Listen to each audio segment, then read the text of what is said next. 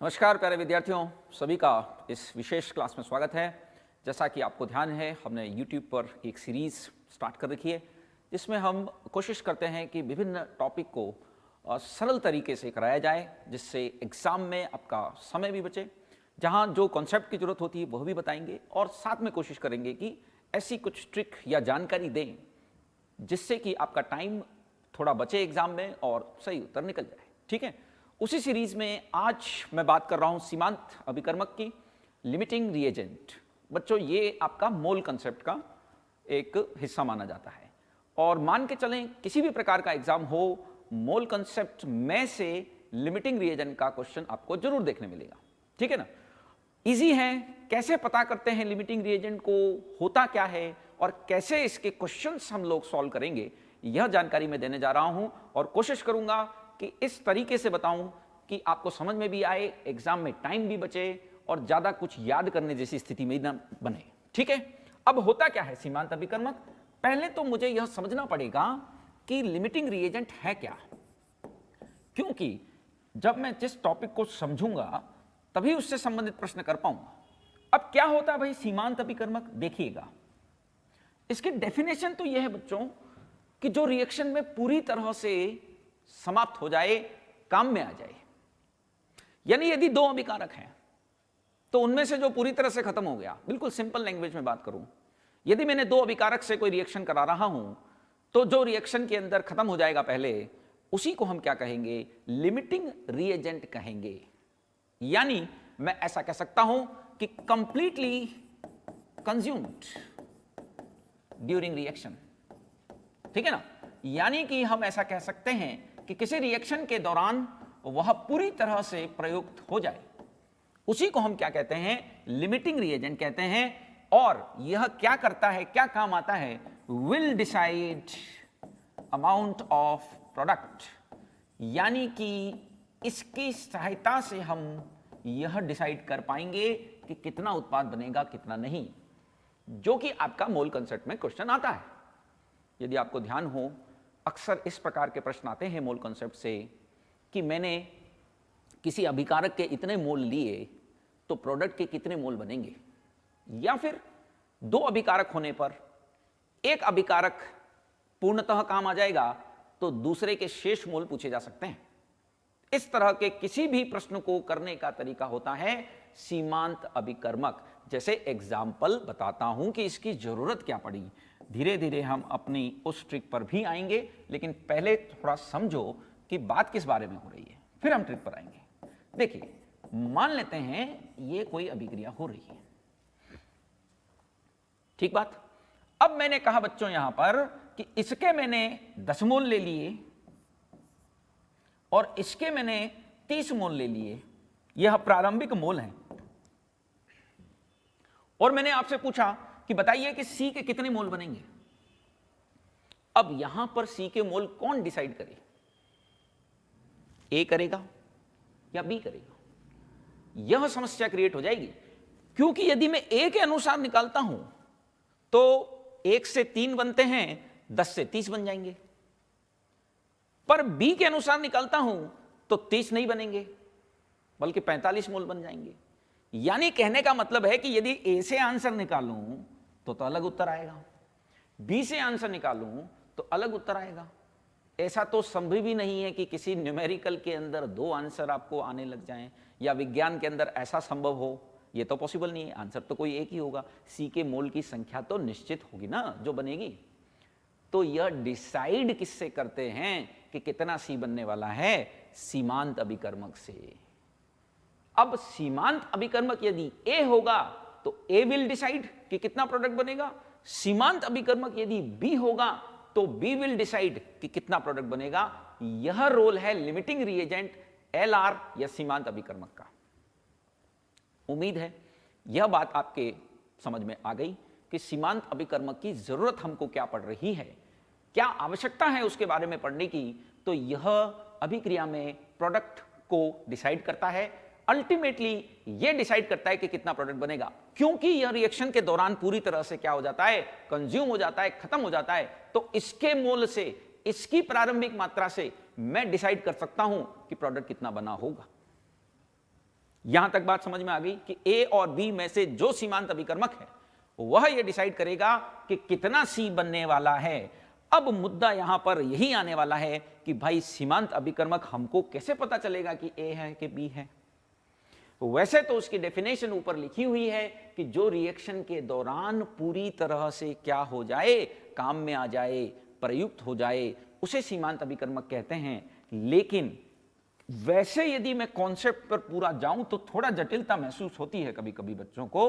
तो उसका बहुत ही आसान सा तरीका, जैसा मैंने कहा कि हम ट्रिक की बात करेंगे 100%, तो वो यह है बच्चों, यहां मैं एक ट्रिक लिखने जा रहा हूं, उसको आप ध्यान यदि रख पाते हैं तो इससे आसान कोई तरीका नहीं हो सकता इस प्रश्न को करने का, यदि आप इस बात को समझ गए जो मैं यहां लिखने जा रहा हूं। देखिए मैं क्या कह रहा हूं, बहुत ध्यान से देखना। देखो बच्चों, गिवन मोल्स यानी कि दिए गए मोल्स अपॉन स्टोइकियोमेट्रिक कोफिशिएंट, ये क्या होता है, रस समीकरण मितीय गुणांक। अभी बताऊंगा इसका मतलब भी।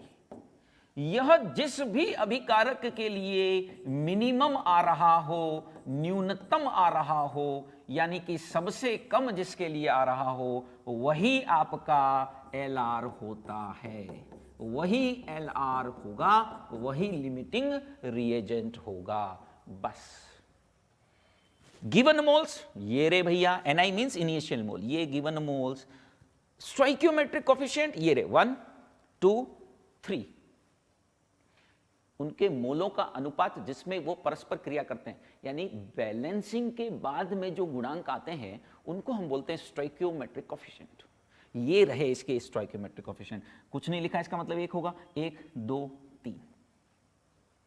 तो मैंने क्या कहा कि given moles upon stoichiometric coefficient कर देना, जिसके लिए भी मिनिमम से मिनिमम आए यानी छोटा आए, वही सीमांत अभिकर्मक है। बिल्कुल आसान सा तरीका है, देखते ही पहचान में आ जाएगा।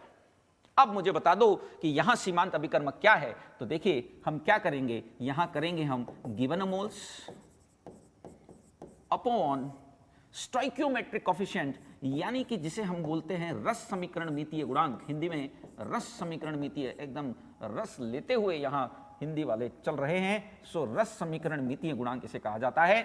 यह कैसे निकालेंगे बच्चों, सो यहां क्या आएगा 10/1 और यहां क्या आएगा 30/2।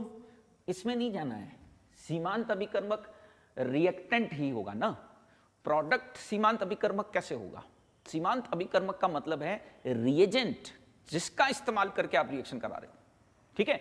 सो यहां पर क्या आ रही है इसकी वैल्यू, नो डाउट इसकी वैल्यू 10 आ रही है, इसकी वैल्यू आपकी 15 आ रही है। तो यहां LR हम किसको घोषित कर सकते हैं, ए को, यानी कि प्रोडक्ट कितना बनेगा कितना नहीं बनेगा यह कौन डिसाइड करेगा, यह ए डिसाइड करेगा। यह हो गई आपकी सीधे सीधे लिमिटिंग रिएजेंट की ट्रिक। अभी इसमें वह हिस्सा बाकी है कि सी कितना बनेगा, वो मैंने बात नहीं की है अभी तक। तो मैं सिर्फ यह बता रहा हूं कि सी के बनने को डिसाइड कौन करेगा, ए करेगा या बी करेगा। वह करेगा जो सीमांत अभिकर्मक होगा, और सीमांत अभिकर्मक कौन होगा, जिसमें दिए गए मोल बटा रस समीकरण मितीय गुणांक करने पर न्यूनतम वैल्यू आए, मिनिमम वैल्यू आए, वही डिसाइड करेगा। तो उम्मीद है यहां तक की बात आप भली भांति समझ चुके होंगे। एक प्रश्न केवल लिमिटिंग रिएजेंट का करा रहा हूं, फिर इस बात पर भी आएंगे कि सी को कैसे डिसाइड करना है ना, लेकिन थोड़ा सा इस तरह की प्रैक्टिस भी कर ली जाए तो बेहतर रहेगा कि सीमांत अभिकर्मक कौन है। देखिए बच्चों, जैसे बेहद प्रचलित अभिक्रिया अमोनिया निर्माण, हेबर विधि। हेबर विधि एक ऐसा प्रश्न है जिस पर तरह तरह से क्वेश्चन आते हैं, क्योंकि इसमें उत्प्रेरक भी होता है, उत्प्रेरक वर्धक भी होता है, विभिन्न प्रकार के ताप और दाब की स्थितियां भी होती हैं, है ना। तो प्रश्न वहां चला आता है। फिलहाल हम क्या कह रहे हैं कि यहां प्रारंभिक द्रव्यमान इसका दे रखा है, इनिशियल मास दे रखा है, मोल नहीं दे रखे हैं आपको, कोई बात नहीं, हम निकाल लेंगे। देखिए 56 ग्राम नाइट्रोजन है, ठीक है, और 10 ग्राम आपका हाइड्रोजन है। आपसे कहा सीमांत अभिकर्मक यानी लिमिटिंग रिएजेंट कौन है? लिमिटिंग रिएजेंट ज्ञात करें, क्वेश्चन मार्क लगा दिया, इसका मतलब आपको लिमिटिंग रिएजेंट पता करना है। तो कैसे करेंगे इसे? यहां तो सर हमें मोल नहीं दे रखे, आप सीधा मास से भी कर सकते हो, पर हम यही सलाह देंगे कि आप मोल निकालो और गिवन मोल बटा रस समीकरण नीति गुणांक कर दो, वही सही तरीका रहेगा आपके लिए, ठीक है ना?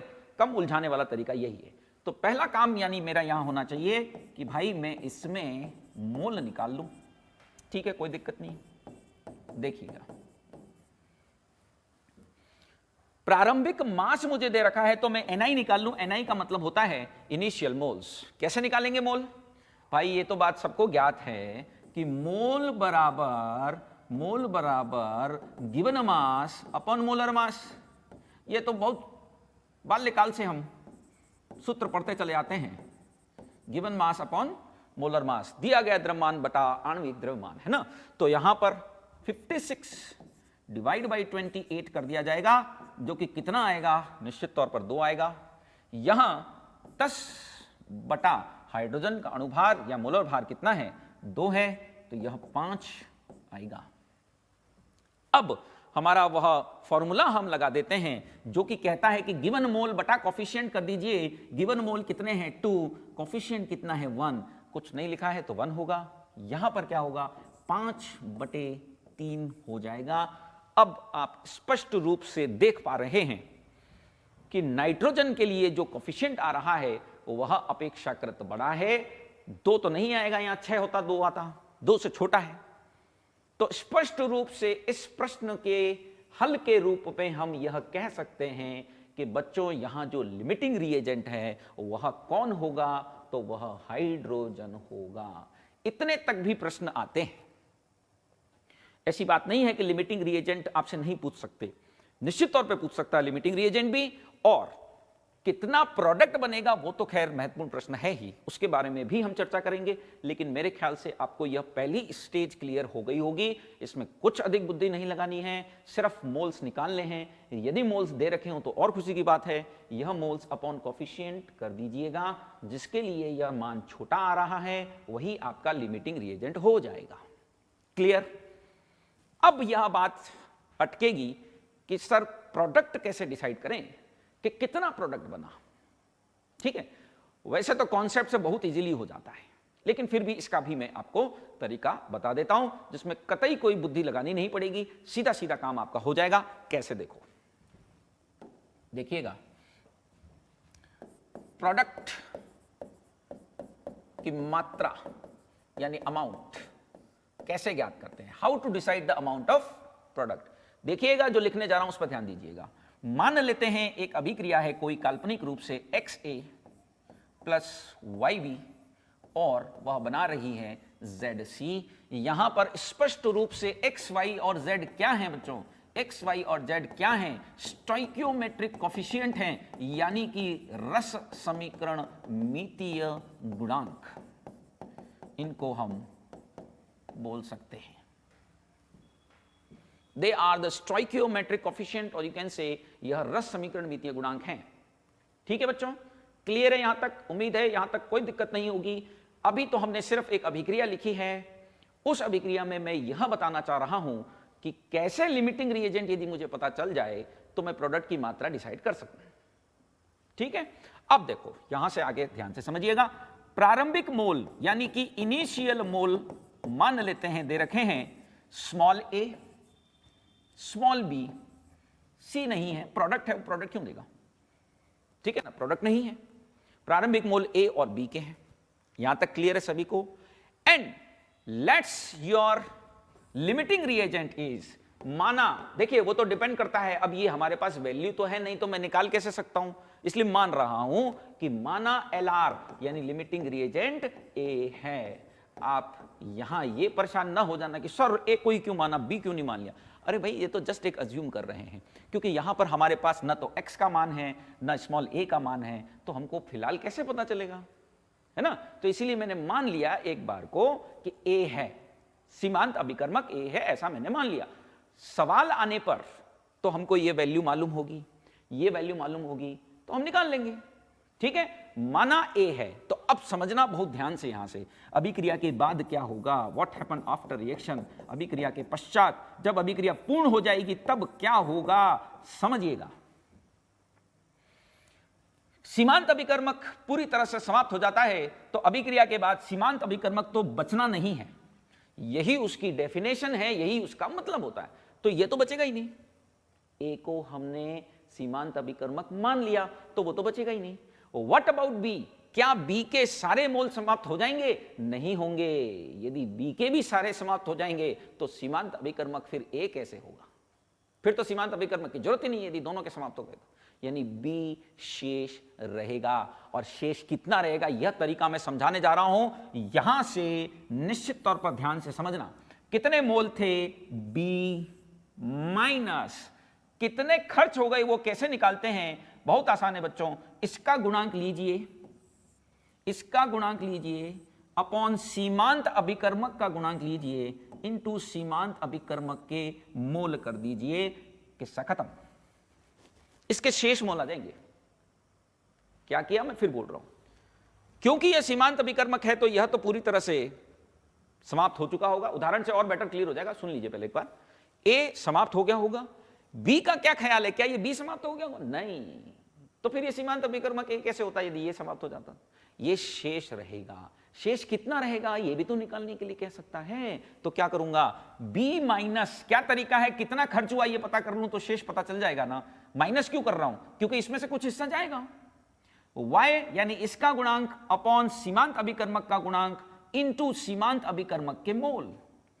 और मुझे पता करना है सर c कितना बना, बहुत आसान तरीका है, जो बन रहा है उसका गुणांक अपॉन सीमांत अभिकर्मक का गुणांक इनटू सीमांत अभिकर्मक के मोल, खत्म बात, सॉल्व हो गया क्वेश्चन। इतना ही है बस, इससे आप किसी भी प्रश्न को कर सकते हो। अब मैं उदाहरण बताऊंगा तो और ज्यादा बेहतर आपको निश्चित तौर पर समझ में आएगा, देखिएगा। अब यहां से ध्यान से समझें। अब देखो, मान लेते हैं एक रिएक्शन में ऐसी करा रहा हूं, मुझसे कहा गया कि जो प्रारंभिक मोल हैं वह इसके 2 हैं, इसके 6 हैं, इसके है नहीं।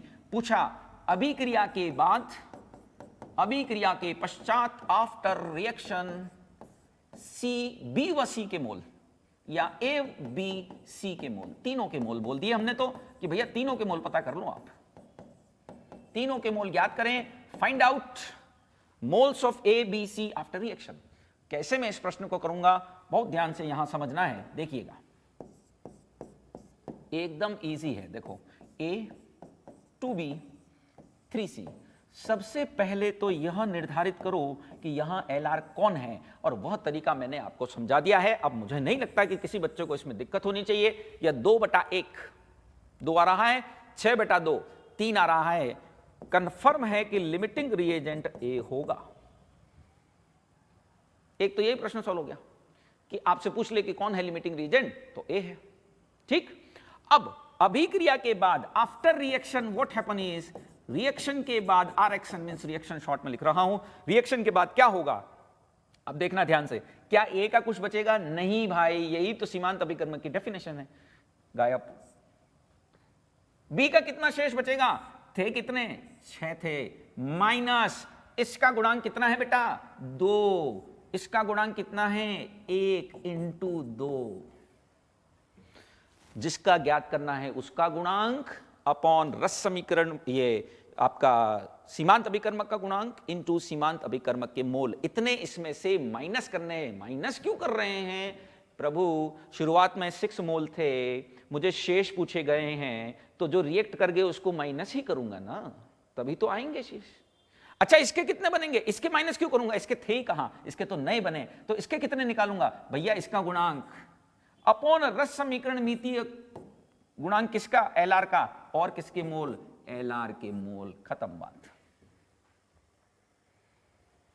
कहीं भी हमने कोई तनाव नहीं लिया, सिंपल सी चीज थी, बिल्कुल इजी है, प्रैक्टिस करेंगे उतना ही आराम से बनता जाएगा प्रश्न। बताइए ए के कितने मोल शेष बचे, कुछ नहीं बचा, ए तो खत्म हो गया। मुझे पूछा जाए कि बी के कितने मोल शेष रहे भैया इस रिएक्शन के बाद, तो कितना आसान है, थे कितने, 6 थे, गए कितने, 4 चले गए, यानी कितने शेष रहे होंगे, 2 मोल शेष रहे होंगे। सी के कितने मोल बने होंगे, सी के 6 मोल बने होंगे। यहां मैं इसे सिंपल तरीके से कर रहा हूं, जिसमें पहला काम है एलआर को डिसाइड करना, दूसरा काम है एलआर के अकॉर्डिंग इक्वेशन को सेट करना, और उससे हमको सभी के मोल्स यहां मिल जा रहे हैं, इजी वे में, आसानी से मिल रहे हैं। क्लियर है? क्या तरीका है? जिसका ज्ञात करना है उसका गुणांक, सीमांत अभिकर्मक का गुणांक, और इनटू सीमांत अभिकर्मक के मोल। इससे हम किसी के भी मोल पता कर सकते हैं, जो खर्च हुए वो भी और जो बने वो भी। ठीक है ना? जितने खर्च हुए किसी के, कंज्यूम हुए वो भी पता कर सकते हैं, और कितने बन रहे हैं वह भी ज्ञात किया जा सकता है आसानी से। जैसे कभी कभी यह मास के रूप में भी प्रश्न आ जाता है, तो उसका क्या करेंगे सर? देखिए, क्वेश्चन कभी कभी मास के रूप में भी दे देते हैं, कोई दिक्कत नहीं है। मान लेते हैं यह एक रिएक्शन हमारे पास हो रही है, ये जल का निर्माण हो रहा है। यह एक बेहद धीमी अभिक्रिया होती है। वैसे मैं बता दूं आपको कि जब हम काइनेटिक्स करते हैं तो यह बात वहां सामने आती है कि वहां 3 प्रकार की अभिक्रियाएं हैं, बहुत धीमी वाली होती है, एवरेज होती है और बहुत फास्ट होती है। तो ये धीमी वाली है ना, ये इतनी आसानी से होती नहीं है, लेकिन फिलहाल तो हम यहां करा देंगे इसको। द्रव्यमान, हमको प्रारंभिक द्रव्यमान दे रखे हैं, ठीक है ना, मास दे रखे हैं अपन को, तो कोई बात नहीं, मास से कर लेंगे अपन आराम से। इसका 10 ग्राम दे रखा है, let's it is 10 gram, the mass given is 10 ग्राम, ठीक है, और इसका 64 ग्राम दे रखा है। मुझसे प्रश्न किया गया कि H2O की प्राप्त मात्रा ज्ञात करो। H2O की प्राप्त मात्रा अभिक्रिया के बाद ऑब्वियस सी बात है ना, अमाउंट ऑफ H2O कितना बना वह ज्ञात करें। फाइंड आउट और determine the amount of H2O produced by the reaction. ठीक है, अब देखो कैसे करेंगे, बहुत आसान है। पहला काम यहां हमें मोल डिसाइड करने चाहिए। हम इसे द्रव्यमान से सीधा नहीं करना चाह रहे, कर सकते हैं पर नहीं करना चाह रहे मेरे भाई। जो बिना कंफ्यूजन का तरीका है वही मैं बता रहा हूं। अब देखो इसके मोल निकालने, पहले तो मोल्स कैसे निकालते हैं, द्रव्यमान बटा मोलर मास, हाइड्रोजन का 2 होता है, द्रव्यमान बटा मोलर मास ऑक्सीजन का 32 होता है।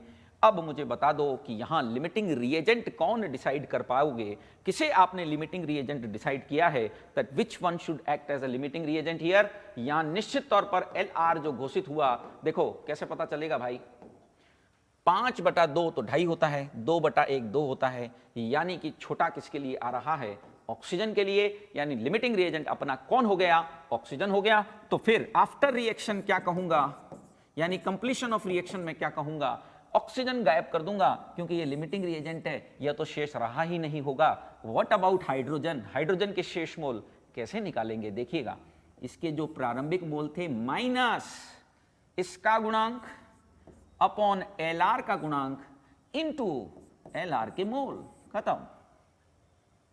इधर क्या करेंगे, इसका गुणांक अपॉन LR का गुणांक इनटू LR के मोल। सो बच्चों, हमें फिलहाल हाइड्रोजन से तो मतलब है ही नहीं, हमें सीधे सीधे जो पूछा हुआ है वह H2O के बारे में पूछा है। तो मोल्स ऑफ H2O कितने आ गए बेटा, 4 आ गए। तो बताइएगा कि मास ऑफ H2O नहीं निकाल सकते क्या, बिल्कुल निकाल सकते हैं। यदि हमारे पास मोल्स हैं तो हम मास तो बहुत आसानी से निकाल लेंगे। मास कितना आने वाला है यहां पर, 4 मोल यदि H2O के हैं तो गुणा कर दीजिए 18, जो उसका क्या होता है, अणुभार। तो यहां पर कितना हो जाएगा, 72 ग्राम H2O बनता हुआ दिखाई देगा। 62 gram, we are getting 72 not 60, 72 gram H2O हमको यहां मिलेगा। सबसे पहला काम मैं फिर बोल रहा हूं शॉर्ट के अंदर, सुनिएगा। The first job is to find out limiting reagent. पहला कार्य है सीमांत अभिकर्मक पता करना। क्या होता है, जो कंप्लीटली खत्म हो जाए रिएक्शन में वही डिसाइड करेगा। अरे भाई, जो पूरे तरह से काम में आ जाएगा वही तो डिसाइड करेगा ना, जो पूरी तरह से काम में आ जाएगा वही डिसाइड करेगा ना कि कितना प्रोडक्ट बन रहा है। जो पूरी तरह से खत्म ही नहीं हुआ वो कैसे डिसाइड करेगा, संभव ही नहीं है। अरे समझ रहे हो भाई, मुझे पूड़ियां बनानी है, आती नहीं है लेकिन चलो, मुझे पूड़ियां बनानी है तो मैं कितनी बनेगी ये कैसे डिसाइड करूंगा। तेल मेरे पास में, आटा मेरे पास में, तो मैं क्या देखूंगा कि कुल पूड़ियों की संख्या किससे डिसाइड की जाएगी? जो कम होगा, जो पहले खत्म होगा। तेल यदि पहले खत्म हो जा रहा है तो कितना ही आटा पड़ा हो, पुड़िया बन नहीं पाएगी ना। तो स्पष्ट रूप से प्रोडक्ट कितना बन रहा है यदि मुझे यह पता करना है तो मुझे किसको देखना पड़ेगा? जो पहले खत्म हो जाए, जो काम में आ जाए। अरे वही तो डिसाइड करेगा, जो पहले खत्म हो गया वही डिसाइड करेगा कि कितनी पुड़िया बन रही है भाई। उसी तरह से दो अभिकारक होने पर जो अभिकारक पहले समाप्त हो जाता है वही डिसाइड करता है कि कितना प्रोडक्ट बनेगा। इसी को सीमांत अभिकर्मक कहते हैं। ये तो हो गया कॉन्सेप्ट। ट्रिक क्या हुई? गिवन मोल्स अपॉन कोफिशिएंट कर दीजिए, जिसके लिए न्यूनतम आ रहा है वही एलआर होता है। और उससे डिसाइड कैसे करते हैं? सिंपल तरीका है, जिसको ज्ञात करना है उसका कोफिशिएंट अपॉन लिमिटिंग रिएजेंट का कोफिशिएंट इनटू किसके मोल? लिमिटिंग रिएजेंट के मोल। सिंपल। किसी भी प्रश्न को किया जा सकता है इस तकनीक से, और अक्सर मोल कंसेप्ट से एलआर बेस्ड क्वेश्चन हमेशा बनते रहे हैं। ठीक है बच्चों, तो उम्मीद है यह जो भी हमने आपको बताया वो आपकी निश्चित तौर पर मदद करेगा जो भी एग्जाम आप दे रहे हैं। फिलहाल आज के लिए इतना ही। Thank you for watching.